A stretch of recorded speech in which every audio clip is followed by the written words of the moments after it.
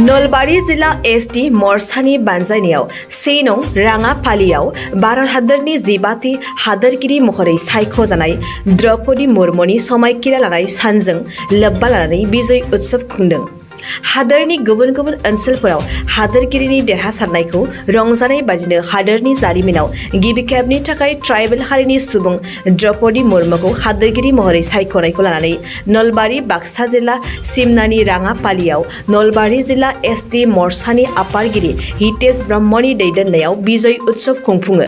बे बिजय उत्सव खुंनाय हाबाफारियाव गाहाय आलासि महरै बाहागो लायो बर' थुनलाइ आफादनिफ्राय रांसार बान्था मोनगिरि शरत चन्द्र बर' आरो नलबारि जिल्ला एबसुनि नेहाथारि तनय कुमार बर'जों लोगोसे नलबारि जिल्ला एबसुनि गुबुन गुबुन बिबानाव थानाय बिबानगिरि बिथांमोना लोगोसे बे बिजय उत्सवआव नलबारि जिल्ला एसटी मर्सानि गोबां दैदेनगिरि बिथांमोनाबो बाहागो लायो। नलबारि समस्तिनि राङापालि गामियाव दिनै 12थि हादोरगिरि द्रौपदी मुर्मु बिथांजोनि समायखिरा लानायखौ लोब्बा लाखिनानै दिनै नलबारि जिल्ला एसटी मर्साया बे राङापालि गामियाव रंजानाय हाबाफारि खुंदों।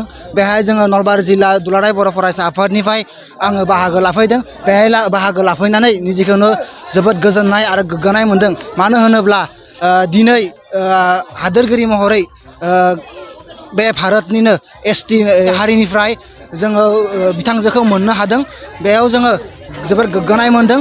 लोगोसेयावनो बिथांखौ जोङो जोंनि नलबारि जिल्ला दुलाराय बर' फरायसा आफादनिफ्राय रोजा रोजा साबायखर बावहरदों। नोंथांनाव हान्थु सिं गोदोना आखाइनि आसि सिंस्रि दाफोना सानाय आफादावनि सानाय आथिं मिजुनाय सानाय खर' जरा सानाय आथिं फारनैबो बोलो मोनै जानजि सानानै आथिङाव साहैनाय जायखिजाया गोजामनिफ्राय गोजाम सानाय जादोंब्ला नोंथांमोना जिंगासिनो नांला।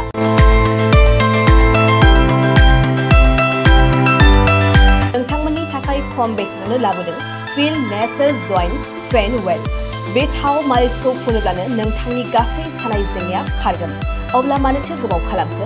अर्डार आरो गोबां मोनथिनो थाखाय नैबे जानबुं नङाव फन खालाम 9974030738।